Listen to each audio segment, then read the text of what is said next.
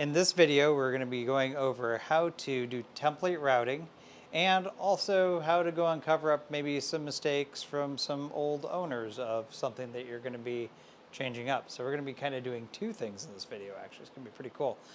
So definitely stay tuned for that. In the meantime, don't forget to like, subscribe, and hit that bell notification icon for all of our newest videos. In the meantime, let's get to the routing and stuff. Yeah, we're just going to go. Let's do this. All right, so on these bee boxes, which yes, these actually are bee boxes. One of our neighbors does honeybee stuff. He had an old name of one of the people that he acquired some boxes from. I don't know the whole story behind it. But anyway, needless to say, it says Gonzalez on it, and that's definitely not his last name. So he's like, hey, I don't want that on there.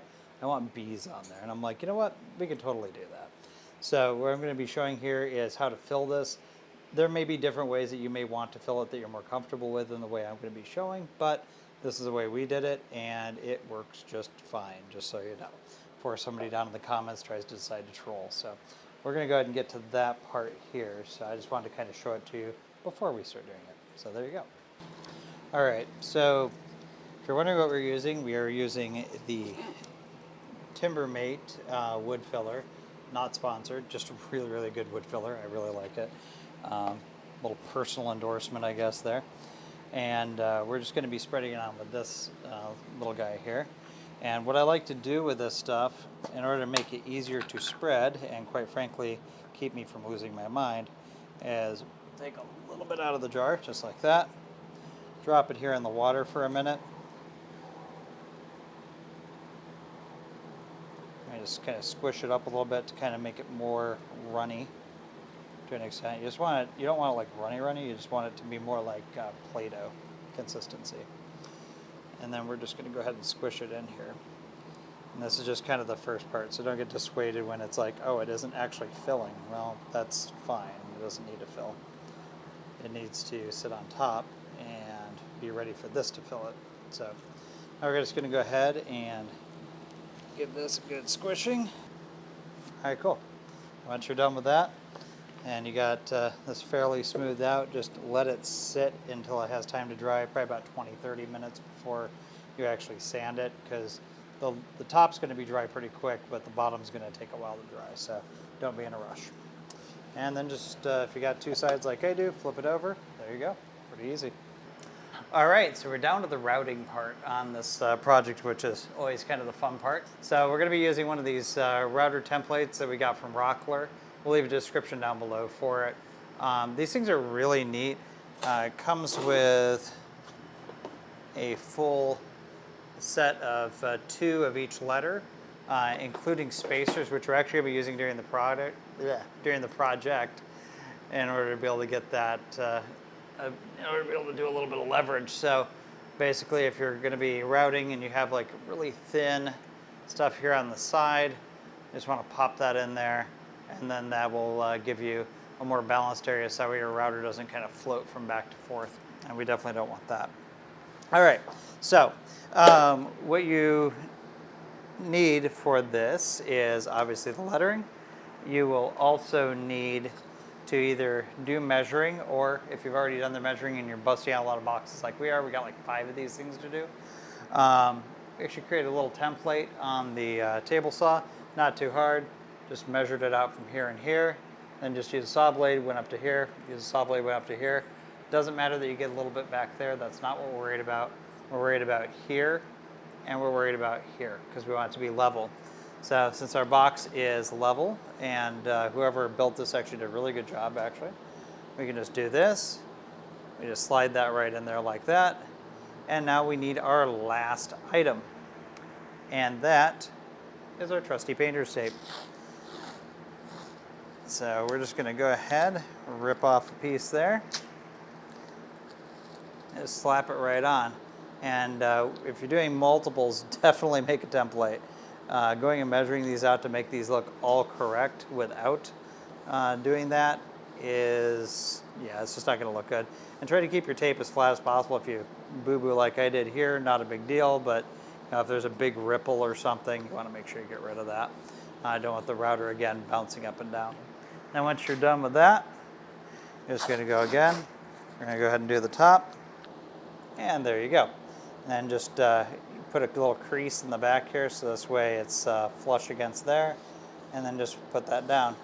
And then as far as the spacer goes, you can do one on each side. It's a little thin here too.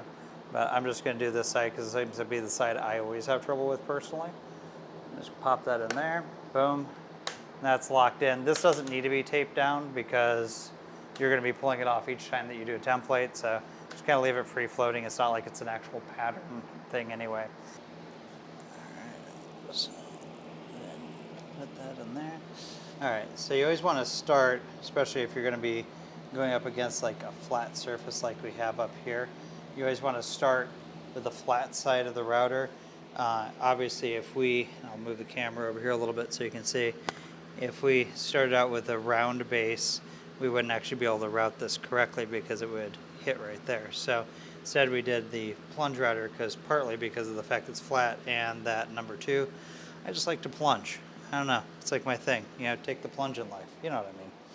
So I took the plunge with that lady over there. She's kind of crazy, but I love her. Anyway, all right, so let's get to routing.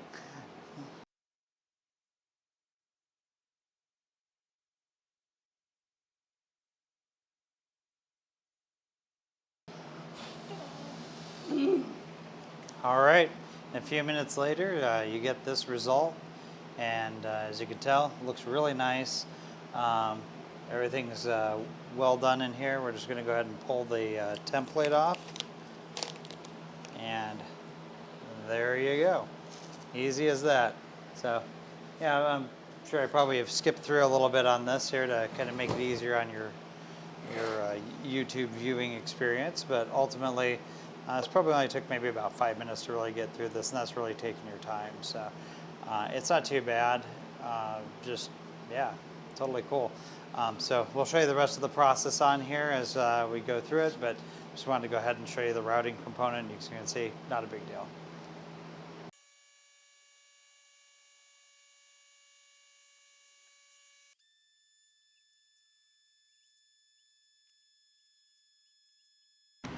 So I figured before somebody asks, like, how do we actually get the letters black?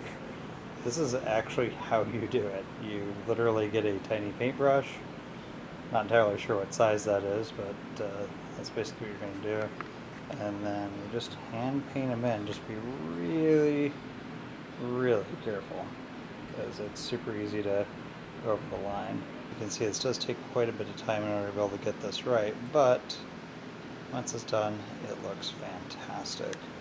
So let me go and show you what it looks like when it's all squared away and done. Alright, so when they're all done, they look like this. So as you can see, it gives a really, really nice sharp look.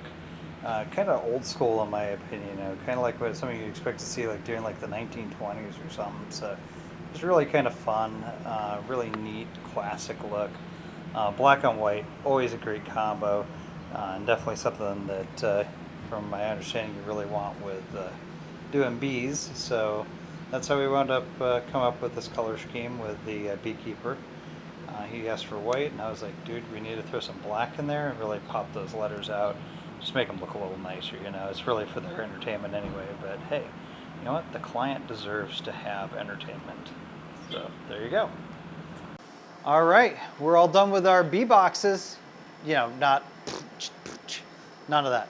No, we're done with these bee boxes, the ones you actually want to see and most likely want to hear. So that being said, we went ahead and just kind of review. We went and HVLP'd this, routed this out, hand painted all of this, and then in the end, we did a 320 sand over the entire box just to make sure it was nice and smooth in the hand, because when you're moving your bee box around, not the music, then it's nice and soft. And honestly, since bees are kind of pokey anyway, I figured give them something soft to work with. So that should be really nice for them for years to come. But that's really about it. We're going to be going and giving these back to them here pretty quick. We'll be doing that off camera, of course, for privacy reasons. I'm sure you can understand. But we just wanted to remind you, don't forget to like, subscribe, and hit that bell notification icon for all of our newest videos. In the meantime, stay safe in the shop.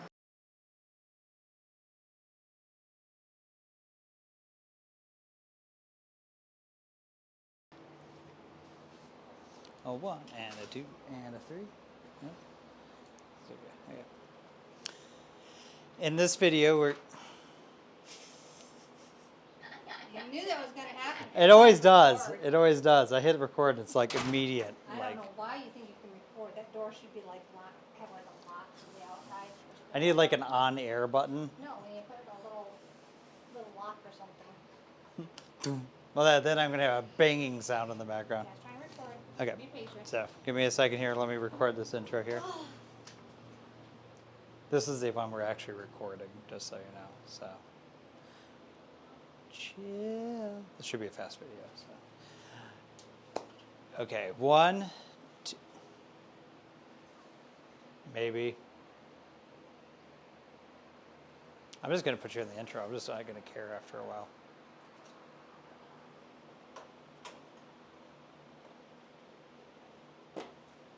And then that happens. Are y'all done? Okay. 1, 2, 3.